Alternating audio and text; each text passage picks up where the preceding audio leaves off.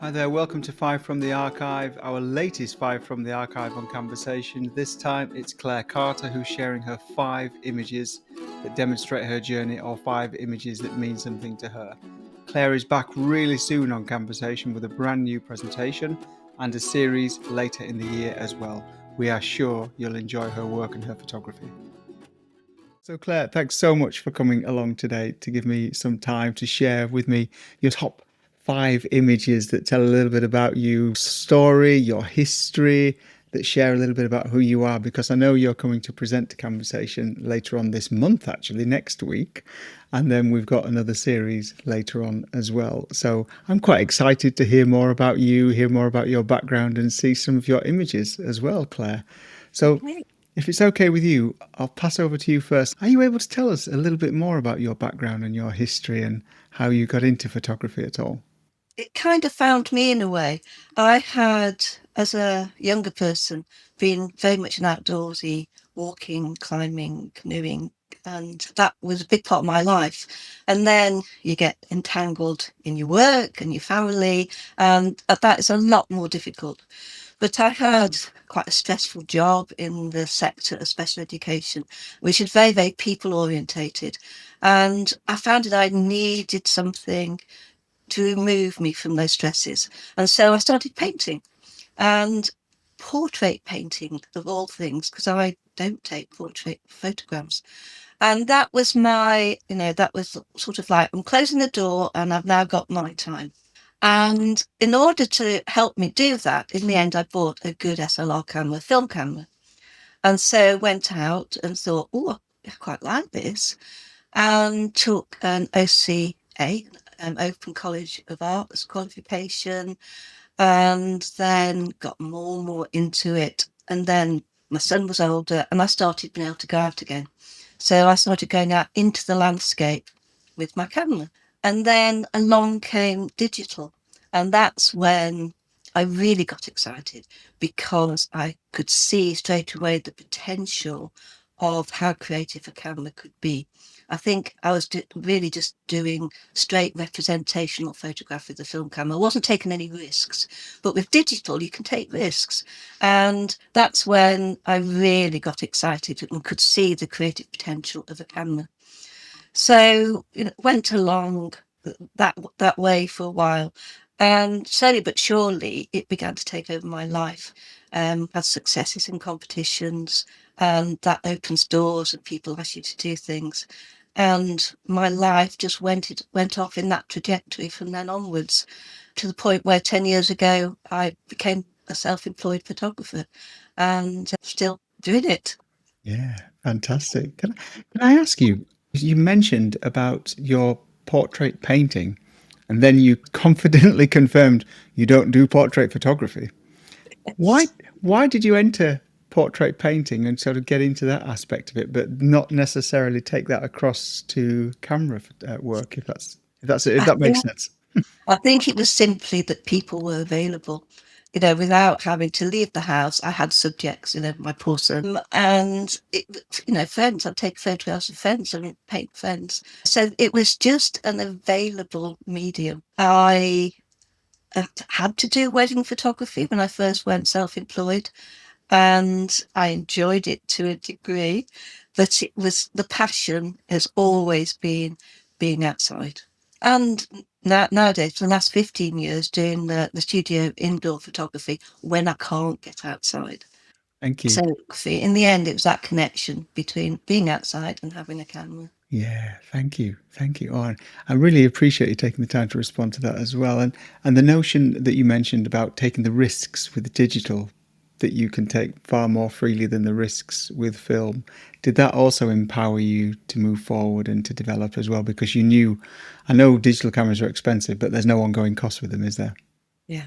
I mean, that's it. You have those ooh moments which are instantaneous. The mistakes sometimes, especially when you're learning, you go, ooh, oh gosh, look at that. How did I do that? And then you can unpick it. Whereas with film, there could be weeks gap between taking the picture and you've got absolutely no idea how you did it. So for me, it was, just a huge learning curve. Yeah, thank you. And on that notion of making those mistakes. We all make mistakes in photography. Have you found any of those mistakes to be quite sort of happy mistakes that you've taken Oh, pictures and gone, oh, actually, that does uh, actually look quite interesting? again and again and again. In fact, something happened recently, and I'm going to talk about it on my talk on Monday. Something happened recently when I was in the studio, and my goodness, I can't believe that. It's something which I'd seen done within post processing by somebody called Irene Foley. And I've just created an Irene Foley, but with my camera. And so what was a mistake turned out to be something that sent me off in another direction. Yeah, yeah. Thank you, thank you. Irene Froh was a great supporter of the community, by the way. I used Oh, to chat to okay. Eileen quite a lot. I used to really enjoy her company. So yeah, great photographer. Really, really great photographer as well. Okay, Claire, thanks very much. We've got your first image on the screen, and I'm going to say fantastic, fantastic image. I haven't seen any of these beforehand, so absolutely stunning shot. Talk us through this one, Claire, if you wouldn't mind. This was into it first is because it was another obsession. I tend to have these obsessive tendencies, and once something has really grabbed me, I tend to run with it. And this was the very, very first time I clicked my camera in when I was photographing an Aurora, and it was something which just sent shockwaves through me, and I've been doing it ever since. It's become a big part of my photographic journey ever since, and something that I've run lots and lots of workshops with Iceland and North Norway, helping people do the same. So I can look at that picture now and I can see all the things that are wrong with it. At the time, I was just overjoyed. And I ended up writing an article for Outdoor Photography magazine, an attempt to actually try and explain the emotion that being out at night and seeing something like this makes you feel. Before I did this, I'd already got this massive interest in the whole idea of movement within the landscape, and that's what my series of talks later on in the year are all about. It's about motion in landscape photography. And discovering Northern Light photography, it's the ultimate motion photography because they move and they can move incredibly quickly. So it was bringing together lots and lots of thoughts and lots of ideas, and sent me off in this different trajectory. And the article that I wrote, as I said, it was all about the motion, but the emotion.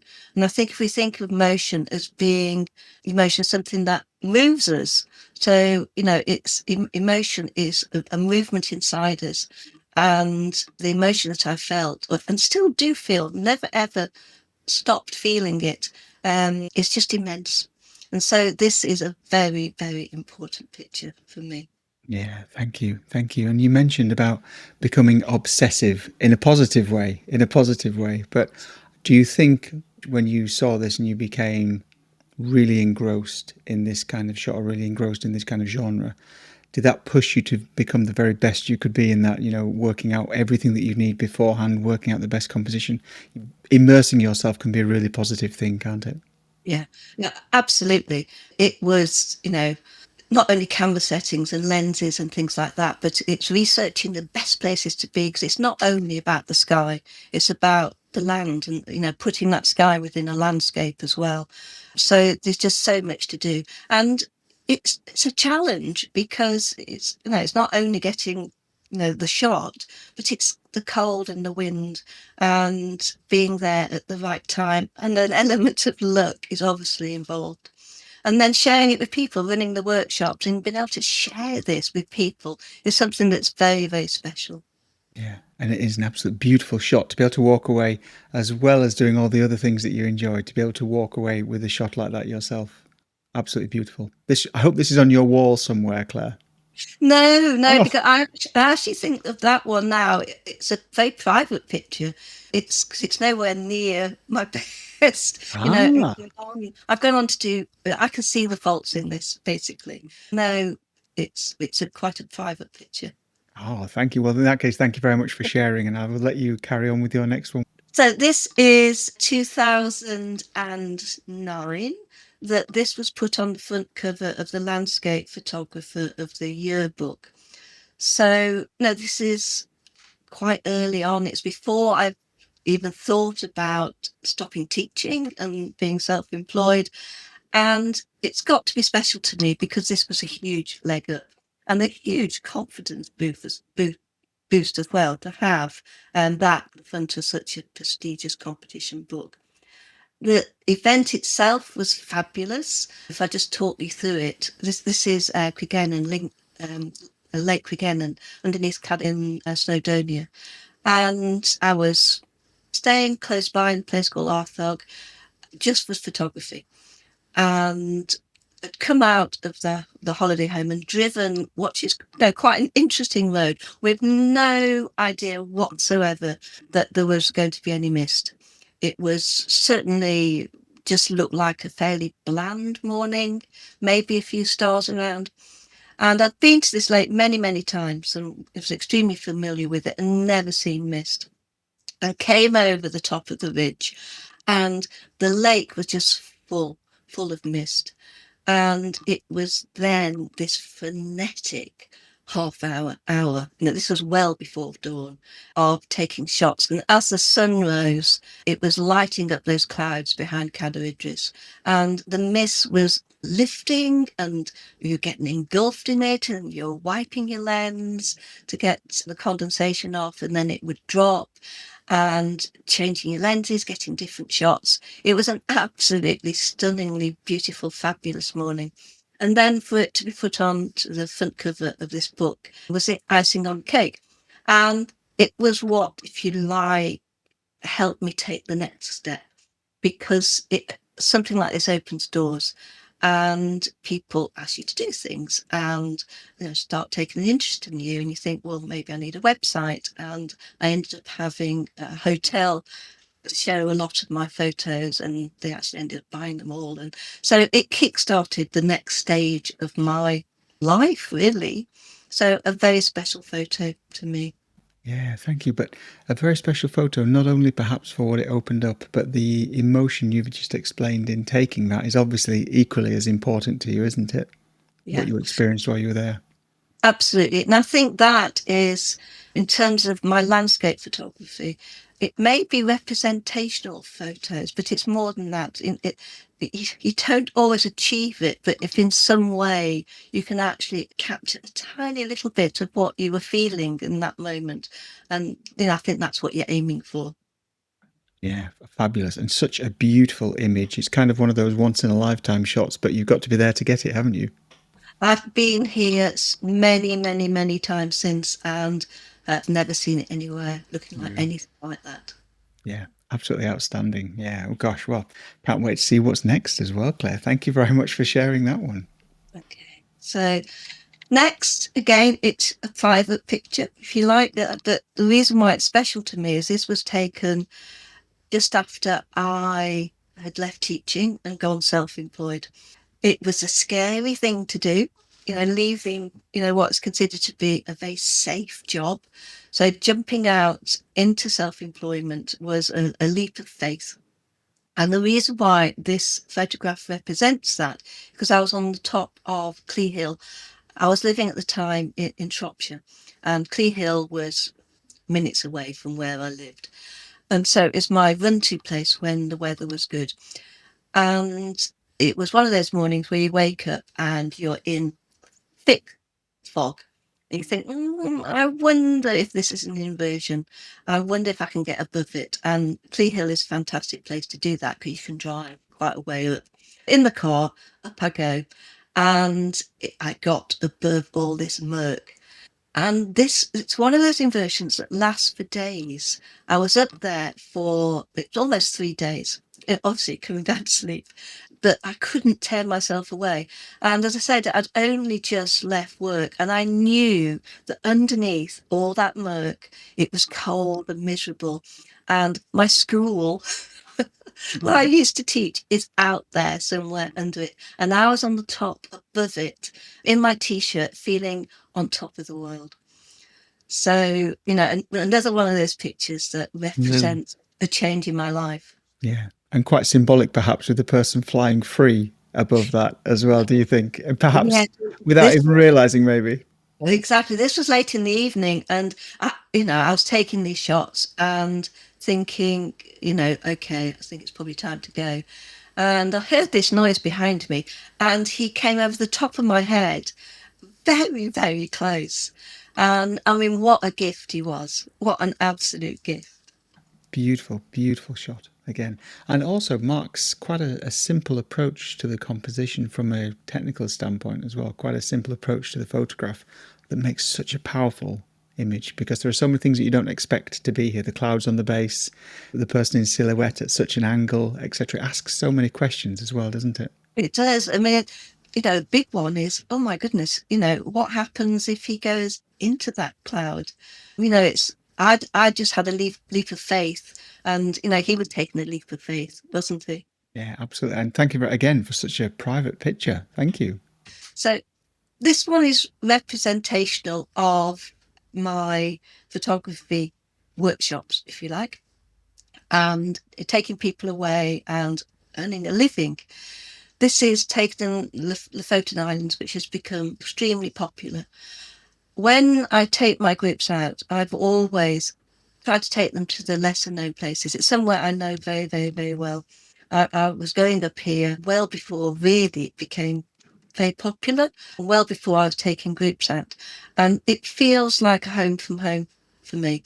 And if I know all the lesser known islands that people generally don't go to, Liz has taken on one of them.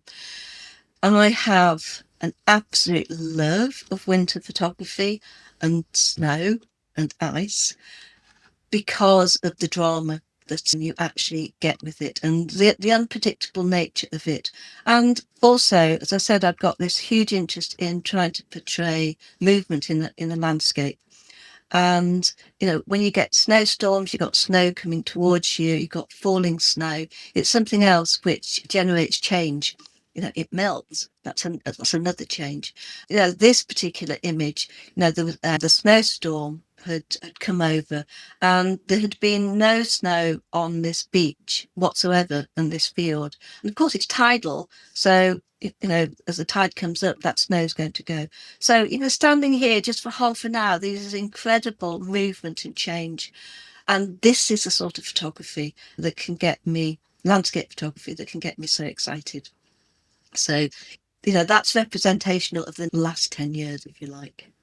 And you say it's representational, but equally, these kind of examples of movement in landscape photography aren't very representational, are they? Because lots of people, and I don't mean this in a derogatory way, lots of people go out and take very static images of landscapes that have a dynamic within them, but don't necessarily demonstrate movement in the same way that you intend to in yours. Yes. And the talk on Monday is going to very much talk about that. It's going to be a part of that talk, how we can look for movement outside in order to generate a new reality, something that actually we couldn't see, but hopefully give somebody a sense of what the conditions were like at the time. And hopefully to make people look further into their landscape images or into their shots generally to see what else could be had from that. Yeah. Absolutely. I mean, there's several distortions going on here because I'm using a very wide angle lens, very low down. And, that alters reality as well. And this is very much what I'm going to be talking about on Monday as well. Yeah, thank you. Thank you. I'm looking forward to that very much, by the way. I don't want to give too much away because I'm excited about that on Monday myself. The last one of my 5 is to represent my botanical photography. I suppose I've been doing this for about 15 years and it's something that I picked up simply because the summer in the UK isn't great for landscapes, but that's when all the flowers come out. So if when I was still teaching, I used to use a 6 weeks holiday to go to far-flung places where there was still winter. So I'd go up to Patagonia and places like that to find winter. But there was still a big chunk of those 6 weeks where I was getting frustrated that the landscape photography wasn't as good as I wanted it to be. And so I started taking botanical photographs, sort of studio ones, botanical photos. And where's my landscape photography is as seen, and that's simply personal choice. The big challenge for me has always been for landscape photography is to, you know, put a filter on rather than HDRing it, trying to get it right in camera. And then, so this then became part of my botanical work as well. I would say 20% of my botanicals now does have some sort of photoshopping done to it, some manipulation, and I do enjoy that. But I still that challenge of actually trying to get something that is interesting without going into Photoshop. And this is an example one that's recently, I think it was last year, did well in the International Garden Photography. That competition's been, very good for me because I've been really quite successful in that. And that's led me to, bigger things with this. And I now have a studio here in Scotland, and people come to me for workshops to learn how to do this. But this one, it's more, for me, it's more than a flower. It's an eye. It's a flower that's looking at you. And that, if you like, is where I've gone with this work. It's difficult, and I take lots and lots of photos which don't have that connection. But that is what I'm seeking for. That is the challenge for me, is to try and take a photo where a botanical subject is actually more than a botanical subject. It's something which takes that step further. It might be a metaphor for something, or it might be, taking a flower and in some ways animating it so it looks like it's doing something. So, the final one of my five, and this has become another I'm going to call it an obsession. You said the word. Yeah, yeah, I have. And it involves gardening as well. And, it also involves going outside. So, it fits in very well with my personality. And I'm so happy that you said about it looking like an eye, because the moment it came on, I didn't see it as a botanical study. I instantly saw it as an eye. So it was really fascinating. Yeah. And is that what drew you to it initially, or did perhaps you take several different takes on this, or several different elements of this flower, and then Well, come back to that? we have the anemones are out now, and we've got lots of them. And I keep on bringing them inside in the hope that they'll look at me.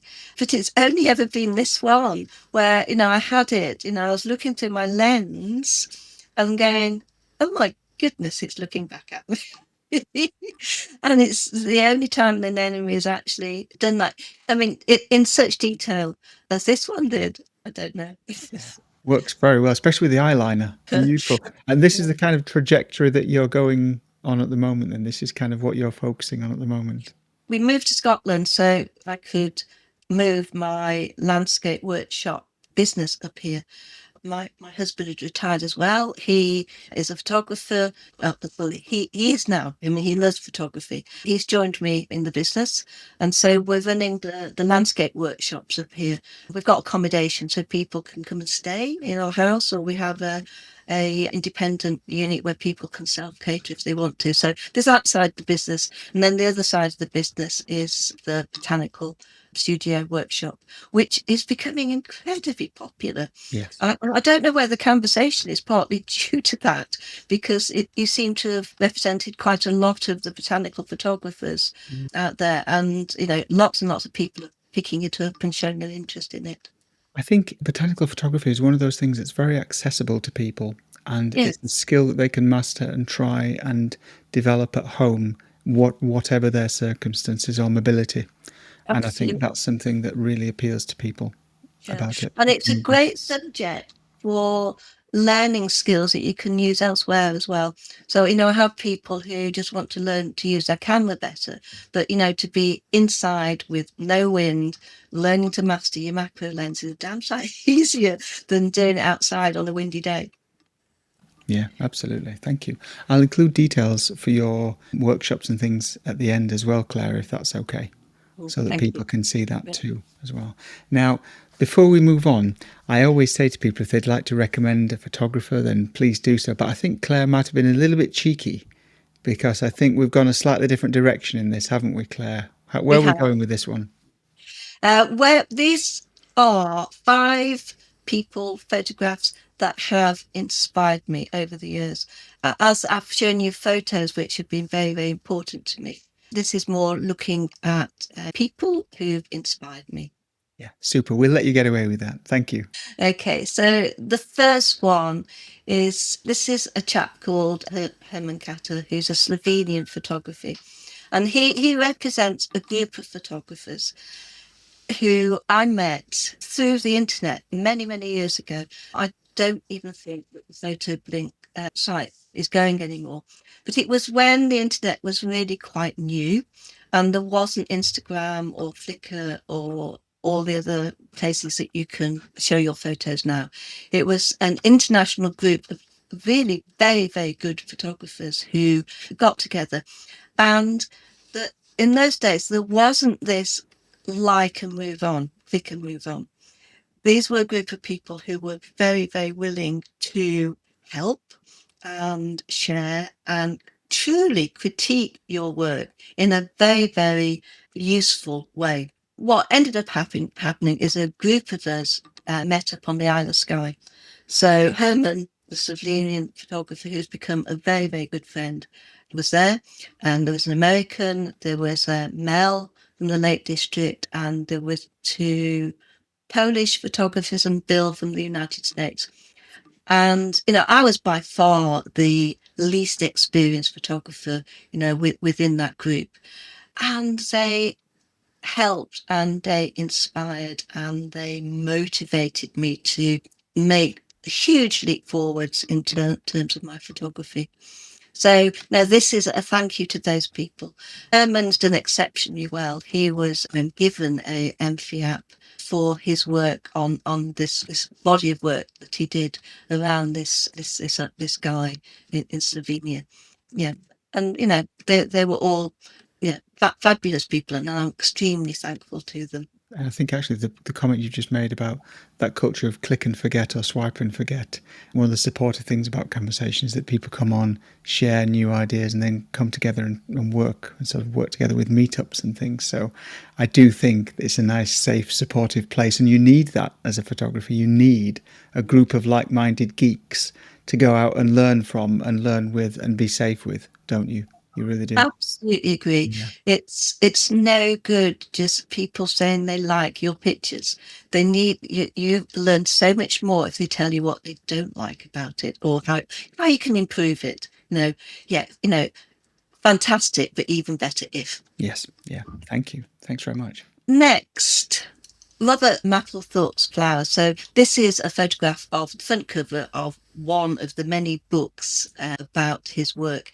He was a controversial American photographer who photographed many different genres, but for some reason he also photographed flowers, which is very, very different from his really gritty stuff that he was previously known for. But these flowers have become exceptionally well known, but rightly so as well. They are, from my point of view, outstanding. And they are something that caught my eye a long time ago and motivated me to improve my photography. So it was looking at his work and admiring it and thinking about, techniques and how he may have created it and used light that has very much influenced my work. So, a big thank you to him. Yeah, thank you. Beautiful images. I think I've seen some of their work before. Yeah. Absolutely beautiful.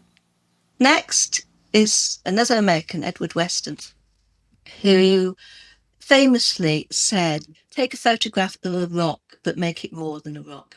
And I'm going to talk briefly about his work on Monday. I absolutely adore this picture. It is called Pepper Number 30. He took many, many pictures of these incredibly misshapen peppers and had a certain amount of frustration himself in getting the pictures that he wanted. But he said that this was his favourite one. And I just absolutely adore it because, like my anemone looking like an eye, there is so much you can see and hear. In fact, it takes a little while to work out that it is a pepper because you see that human form and you see the muscles and, his very clever use of light. It's actually put in a tin funnel in order to generate that simple background, but it's so effective. And, that quote, take a photo of a rock, but make it more than a rock, just resonates with me totally. So, Absolutely. thanks to him. And, I find that hugely inspiring. Thank you. Thank you. The next photo, I've actually snuck in one of mine because if we look at the last two, that picture by Mapplethorpe and this picture by Weston, I've said they've inspired me. So I want to show you a photo which maybe shows where the inspiration for this has come from. So, this is, taking that idea of the way that Mapplethorpe uses light and, more something being, more than a rock. And this has become a direction that I've taken with my botanical work, which I think I've already explained, where you try and get something in there which is a metaphor, or you try and suggest something that's more than just a flower. And I mean, hopefully this, straight away jumps out as people as being a conversation. Now it's ridiculous, plants can't have conversations, but it's very difficult to think that that's actually not going on. I always find it difficult to compose one thing, one thing. No, sorry, two things. One thing's easy. Two things is hard. Three things is easier. You can make triangles out of them. Photographing two things together can be tricky. And so that's another thing that I try and do is find two things that can communicate together. Yeah. So again, that's thanking those two people that I've spoken about for the direction that they've led me in. Yeah, such a beautiful image as well. And again, another example of what you leave out is just as important as what you put in.